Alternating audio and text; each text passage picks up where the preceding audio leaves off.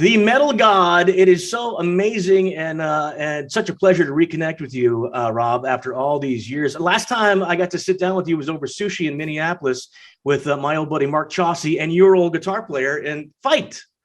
It was about 15, 16 years ago. Wow. Yeah, dude, right.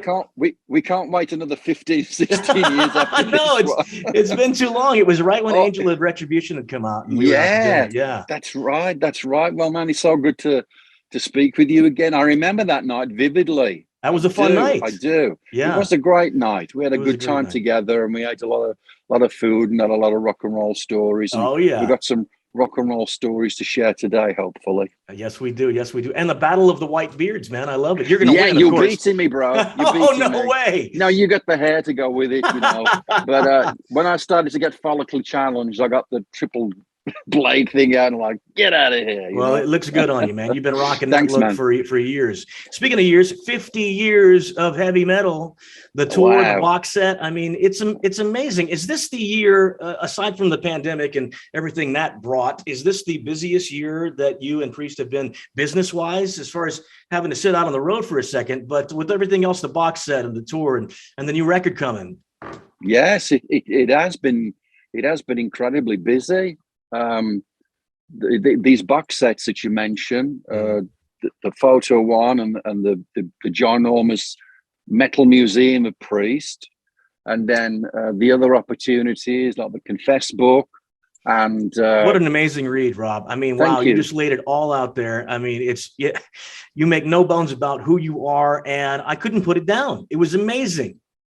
Hey, that's great to hear. I mean, actually, I'm just getting to the end of the Ken Follett book. I love Ken Follett, you know, Pillars of the Earth. Right. And he's like difficult to, it's like 2 a.m. I got to get some sleep, you know, close the book. But I enjoyed that. I enjoyed finally getting out the truth because, you know, in rock and roll, the rumor mill never stops, you know. Right. Did you hear this? Did you hear that? And one of the things about making an autobiography is that you set the record straight in a lot of opportunities.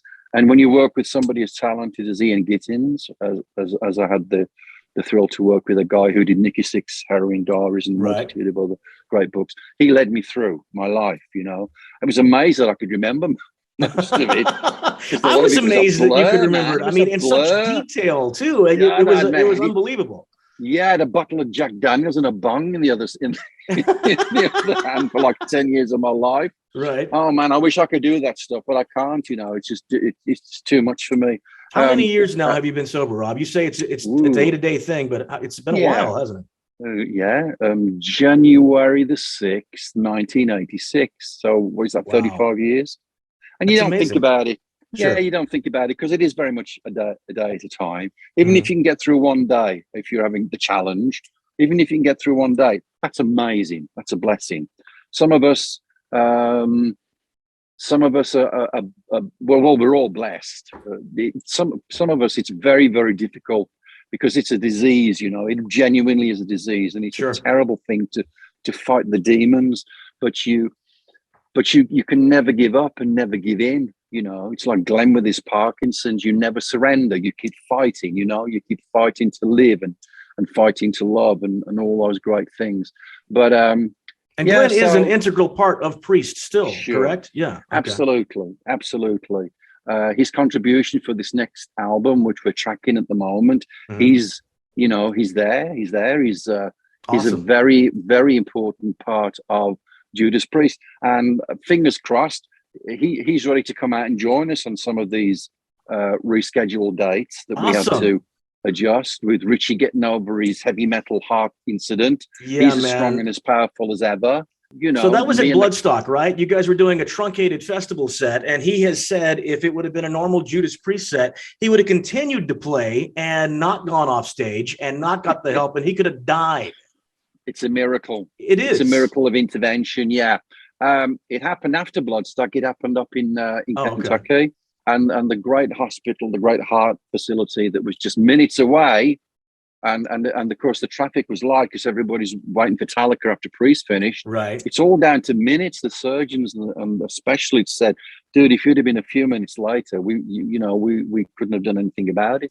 Wow. So all of these blessings from upstairs, they got us through, and got him through rather. and he's raring to go. He sent me some clips today of a new song that they're tracking, and it's like, oh my God, you know, shredding like a maniac. Nice. Yeah. I just read that he said that the follow-up to Firepower that came out in 2018 is going to be, which to me was a return to classic Priest. I mean, that metal in your face that I love. But he says this new record is going to be more progressive.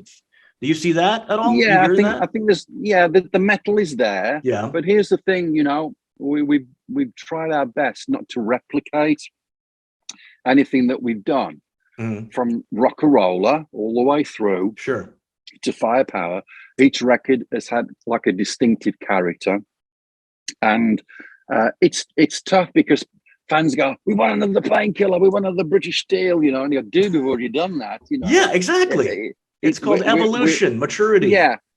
Fans know that we're a band that is always full of adventure and trying new stuff, and so this has got probably some more progressive elements that we've never really kind of delved into before. And that's exciting because again, it gives us and our fans another opportunity to see a different side of Priest. But it's still metal, you know. Of course it's still metal. You're the metal god. How could it there's not just be? more of it. There's just more of it. There are more notes. There's more notes than before. Yeah. Nice. Before. Right on. Well, the 50 Years of Heavy Metal tour cranking back up again March 4 in Peoria, Illinois. And the box set is out. What is that like? Every studio and every official live album plus 13 unreleased discs, so 42 in all.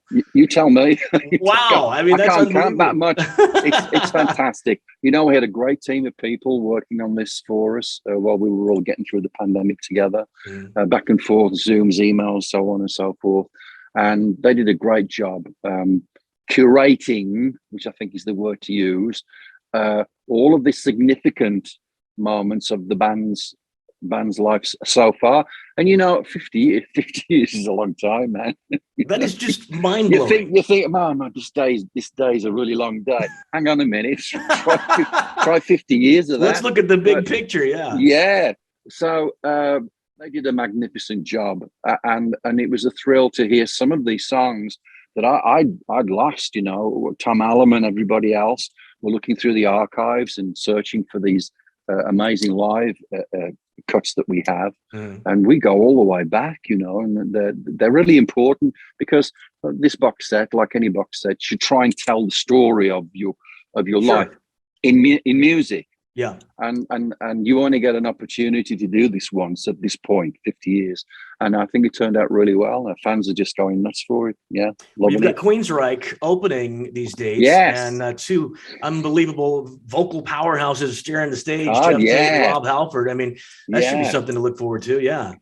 Well, Todd's with Queensryche now, of course. And of course he's leading the band, and he's got a really significant, powerful voice. Shout out to Jeff. Jeff's a good friend. He's working. He's doing his own solo stuff right now. Yeah. Work is good. You know? Work is good.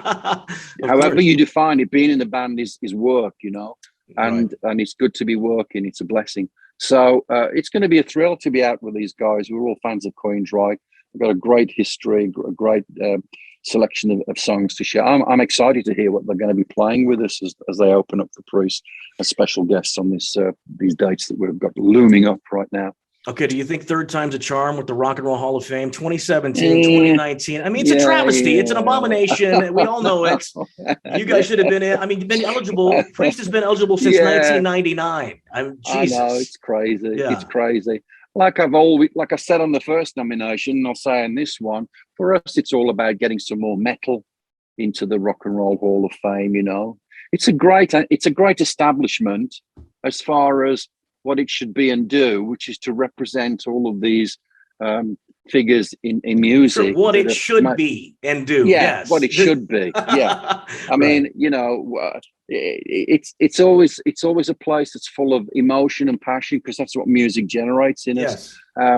So we urge our fans to keep voting because you know you have to get in the top 5 for whatever reason. Yeah, and so we did that the last 2 times I think, which gives you a little, I don't know, bit of a cherry on the cake, if that's the right expression. It helps you get, through the door a little bit more. But it's important. And the thing is, let's have fun with this. Let's have fun with this. Let's not get too over, there's a lot of stuff going on in the world right now. This is cool. This is fun. This is fun. Let's get some more metal in there and celebrate the success together. And Priest fans can vote one time a day at rockhall.com. So that's correct. Absolutely. Okay. Yes, on. Correct. Right yeah, on. we're a little bit ahead of Lionel Richie at the moment. Listen, I love Lionel. He's a great artist and everything, but geez, come on. I know this is what it's such an eclectic bunch this year. Yeah, Priest, Lionel, Duran, Eminem. I think Eminem's got a million votes right now. Along with Duran. He's crushing it. Yeah. Dolly Parton. Oh yeah, right. Dionne Warwick. Okay. It's so great to see the ladies there, as they should be. Right. And those are two incredible people. Sure. Annie Lennox from the Eurythmics, who I've known Annie from way back. When she was in the Tourists. I love her voice, man. She's amazing. Oh, she's phenomenal. She has this incredibly unique, beautiful voice, and she's a really, really, really beautiful person. She glows, She's a philanthropist. She just spreads the love, and that's great. I've got a lot of her albums. I love Annie Lennox solo. She's amazing. Mm-hmm. Yeah. Yeah. She's an icon, in the world of music. And if you listen to the catalogue of the music that she's made over these decades, it's quite remarkable. She's another musician that's not afraid to have a bit of an adventure and try doing something different. Because isn't that what it's all about? That's what it's all about. Yeah, Judas Priest can be Painkiller, or we can be your Turbo Lover.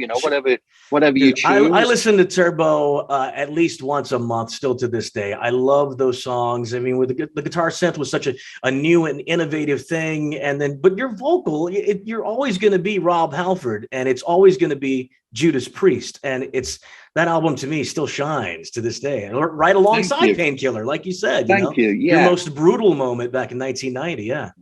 Yeah. Again, it just shows this sense of seeing what we can do next in the band. That's part of the driving force about Judas Priest. Well, thank you for defending the heavy metal faith for all these decades, and continued success, Rob, to you.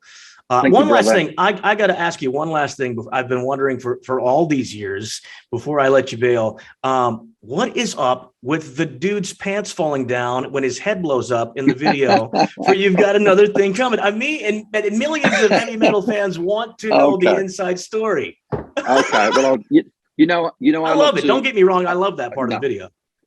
I'll try and condense the story because, you and I could talk forever because we have such good fun.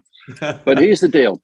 The idea was to blow the guy's head up as a symbol of the man, the establishment at the end of the song. It was a really, really long day. We got there at dawn and we didn't finish till the middle of the night, Okay. And so we had this pyro guy that was there all day, bored off his ass, twiddling his thumbs. This is before cell phones and things, just folding his arms, waiting and waiting. Okay. So when it came time for him to do his bit, he put in too much of the explosive that he should have put in. Okay. So the actual pants falling down was a bonus. We never planned for that to happen. It's a total bonus, yes. It's a total bonus, That's awesome. But it kind of, I tell you what that does. It's not about violence. What it is, it's a metaphor. It's a metaphor of the man, how the man, encroaches into your life and this, that, and the other. The establishment. So the fact that his pants fell down was an equalizer. Do you know what I'm saying? Yes. I think if his head had blown up and he'd have stood there defiantly, right. It's like we chopped the head off the snake, but it's still wriggling. But because his pants fall down, that just makes a mockery. That's the exclamation point right there. That's exactly what it is. And who better to do that than Priest? Yeah, that's exactly right. That's amazing. Yeah. Right on. Well, congrats, man. Judas Priest, 50 years of heavy metal tour. Rob Halford, so great to catch up with you, and continued success. Keep kicking ass. Love you, man. It's been a pleasure. Love you too, brother. Stay hard, stay safe, stay heavy metal. Right on. Yeah. Cheers. See you, Remy.